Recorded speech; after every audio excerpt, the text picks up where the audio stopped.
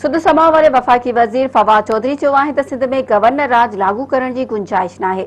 Supreme court सूबे में article 140A लागू करे सिंध में वॾ वज़ारत आसिफ ज़रदारी हलाईंदो आहे। सिंध जो वॾो वज़ीर वफ़ाक़ पदिरां क़ौम परस्ती सियासत करे रहियो आहे। मुराद अली शाह ऐं संदसि काबीना कठपुतली आहे। सिंध में पाणी जी खोट नाहे। बासर वॾेरा पाणी चोरी करे रहिया आहिनि।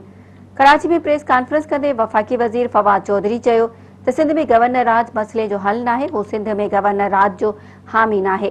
सुप्रीम कोर्ट आर्टिकल ए लागू करे सिंध में पखड़ियल तासुब जी तकलीफ़ सॼो मुल्क भोगींदो।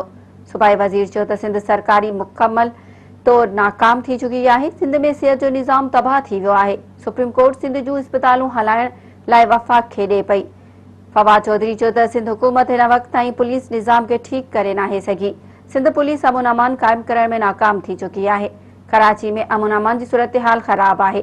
सिंध पुलिस वटि अमन बहाल कराइण जी अहलियत नाहे। इन लाइ सूबे में रेंजर्स जी ज़रूरत पवे थी। हुन चयो त सिंध में वॾ वज़ारत आसिफ ज़रदारी हलाईंदो आहे। क़ाइम अली शाह हुजे या मुराद अली शाह रबड़ जे स्ट्रिप तौर वज़ीर आला आहिनि। सिंध में अख़्तियार MPS बदिरां बिलावल हाउस खे आहिनि। फवाद चौधरी चयो त सिंध खे बिजली ऐं गैस जी मद में वाधू रक़म मिले पई। सिंध खे NFC मां पूरो हिसो ॾेई रहियो आहे। सिंध खे 3 सालनि दौरान 1800 अरब रुपया मिलिया आहिनि। सिंध खे एतिरो पैसो मिले पियो, ख़बर नाहे उहे पैसा केॾांहुं पिया वञनि।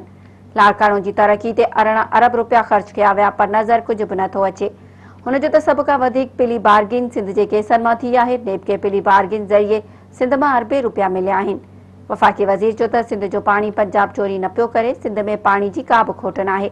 बासर वॾेरा पाणी चोरी करे रहिया आहिनि। आसिफ ज़रदारी ऐं फरियाल टालपुर जी ज़मीनुनि खे पाणी मिले पियो, रुगो ग़रीब हारे जी ज़मीनुनि खे पाणी नथो ॾिनो वञे।